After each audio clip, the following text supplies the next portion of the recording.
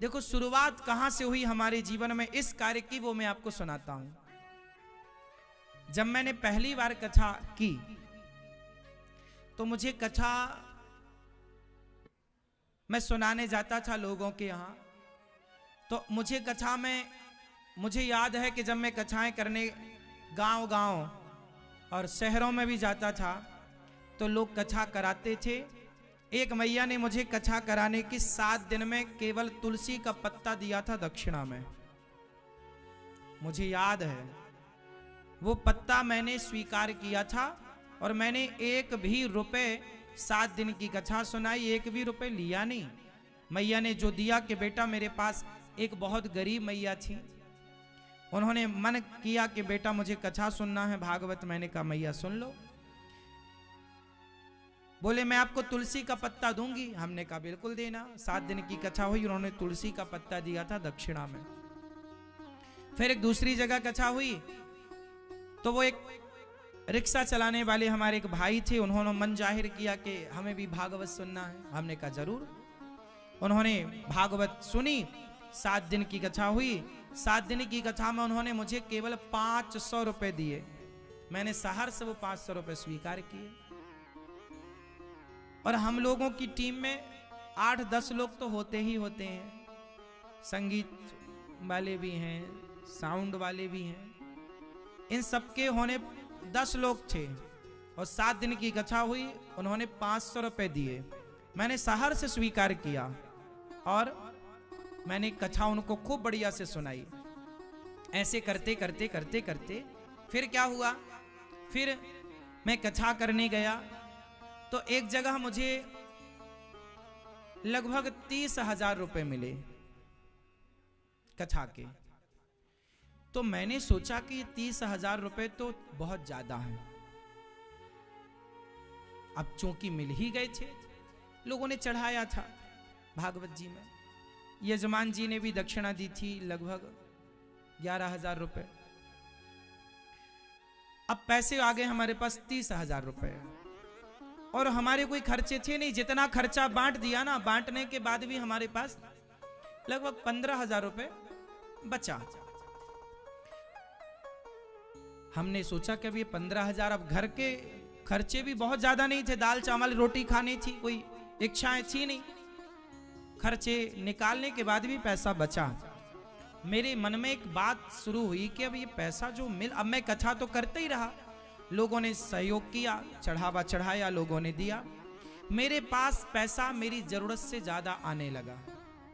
बात समझिएगा, जब मेरी जरूरत से ज्यादा पैसा आने लगा तो उस पैसे ने मुझे विचार करने पर मजबूर किया कि अब इस पैसे का करें क्या।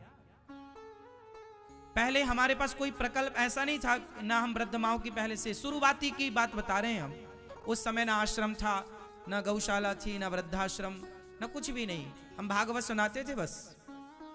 अब पैसा आता था, लोग सहयोग करते थे, देते थे। कोई 500 दिया, कोई 200 दिया, कोई 100 दिया, कोई 10 दिया, ऐसे ऐसे करके भी पैसा आता था। फिर हमारे मन में एक मंथन चालू हुआ कि भाई ये पैसा मेरी जरूरत से ज्यादा है, क्या करें। अब ये समाज का दिया पैसा है तो क्यों ना इसे समाज में ही लगाया जाए। ये समाज का दिया पैसा है तो इसे कहां लगाया जाए, समाज में। तो मैं सोच नहीं पा रहा था कि मैं क्या करूं। तभी मैं एक बार कथा करने मध्य प्रदेश गया तो वहां पर एक जगह में कथा कर रहा था, तो कथा के बाद एक मैया मेरे से मिलने आई। अब देखना शुरुआत कहां से हुई और ईश्वर ने किस तरह से पहले तो मन में विचार कराया कि कुछ करना है, क्योंकि पैसा ईश्वर दे रहे थे। अब देखो उस समय मुझे ये नहीं पता था कि भगवान पैसा क्यों दे रहे हैं, लेकिन भगवान दे रहे थे तो उनके देने का भी कुछ ना कुछ उद्देश्य था। अब वो उद्देश्य किस तरह से मिला वो जरा समझिएगा। एक बार मैं कथा करके जहां ठहरा था वहीं रुका, वहीं था। एक मैया आई, हमारी बूढ़ी सी मैया। उन्होंने रोते हुए कहा मेरे से, देखो ये मेरे जीवन का वो टर्निंग पॉइंट है जहां से मेरे विचारों में एक नया परिवर्तन आया। मैं तो विचार कर ही रहा था कि पैसा है तो उसका करना क्या है, लेकिन कोई रास्ता नहीं मिल रहा था कि अच्छा मेरी तरह कोई दूसरा लड़का होता, मेरी तरह दूसरा, तो वो क्या गाड़ी खरीद लेता। घर भर बनवा लेता। लेकिन मैं उस समय हमारे पास गांव में एक घर था, पिताजी ने जो बनवाया था, घर था ही, तो जरूरत नहीं थी घर भर की, और गाड़ी वाड़ी की आवश्यकता थी नहीं। हमारी यात्रा उस समय ट्रेन से होती थी, गाड़ी वाड़ी का भी ख्वाब हम नहीं देखते थे। वो मैया मेरे पास आई और उन्होंने बोला कि बेटा मेरी एक इच्छा है। एक मैया मेरे पास आई, बोला मेरे बेटे मेरी को एक इच्छा है। मैंने कहा क्या? बोले जब मैं मर जाऊं तो तुम मेरी चिता को आग लगा देना। उन्होंने मेरे से सबसे पहले एक मैया ने ये बोला कि जब मैं मर जाऊं तो तुम मेरी चिता को, ऐसा उन्होंने बोला तो मैं दंग रह गया। मैंने कहा मां ऐसा क्यों बोल रही हो आप, आपका तो बेटा है। उन्होंने बोला कि मेरा बेटा तो है, एक बेटा था मैया का। बोला मैया ने कि बेटा मेरा एक बेटा तो है, पर अपनी पत्नी के साथ बच्चों के साथ अलग रहता है, ना मुझे गिलास भर पानी देता, ना पेट भर रोटी देता, मेरे हाथ पांव भी नहीं चलते, मेरी तरफ देखता भी नहीं है। तो मैं सोचती हूं कि जो बेटा जीते जी पानी ना पिलाया, रोटी ना खिलाया, उस बेटे से मरने के बाद आग लेकर क्या करूंगी। मैं नहीं चाहती कि मेरी चिता को मेरा बेटा आग लगाए। उन्होंने मेरे से बोला कि तुम मेरी चिता में आग लगाना। तब मुझे बात दिमाग तक पहुंच गई, माँ की बात अंदर तक पहुंच गई, हृदय तक गई।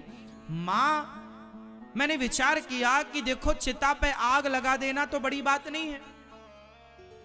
अब मेरी जिम्मेदारी है कि पहले मैं इन माँओं की, इन बेसहारा माँओं की सेवा करूं, और सेवा करता हुआ यदि इनका जीवन पूरा होता है तो पुत्र का फर्ज पूरा करते हुए चिता पर आग लगाने का कार्य करूं। केवल आग लगाना बड़ी बात नहीं है, पहले सेवा। यदि मैं इनकी सेवा करूंगा तो पुत्र की तरह मैं इनके अंतिम संस्कार का भी अधिकारी हो जाऊंगा। जो सेवा करता है वही अंतिम संस्कार करने का अधिकारी है। जो सेवा नहीं करता वो अंतिम संस्कार करने का अधिकारी थोड़ी है। बस वो दिन था कि मैयाओं के उस बात से मेरे मन में विचार आया कि लगता है भगवान ने जो मुझे पैसे दिए थे मेरी जरूरत से ज्यादा, वो मेरे लिए नहीं थे, वो इन माँओं के लिए थे। और लो, उस दिन से मैंने विचार किया। फिर हमने वृंदावन में जगह खोजी तो यहाँ ठाकुर जी ने दिलाई, फिर उस पर आश्रम बना, और आज आप सबके आशीर्वाद से दास 275 माँओं की सेवा कर रहा है। तो मैं जो मुझे मिलता है, जो आप लोग सहयोग करते हैं, मैं अपने लिए उसका उपयोग नहीं कर। जो जरूरत की चीजें हैं अपने लिए वो तो लेना पड़ेगा भाई। कपड़ा तो पहनना है तो आप लोग जो देते हैं वो लेते हैं। जो जरूरत की चीजें हैं वो तो ठीक है भाई, रोटी खाना है तो रोटी तो चाहिए, पर जरूरत से ज्यादा मैं कोई भी खर्चा नहीं करता, 1 रुपए का फिजूल खर्चा नहीं। आप लोग जो सहयोग करते हैं, आपके सहयोग के बल पर यहाँ 275 माएँ रह रही हैं।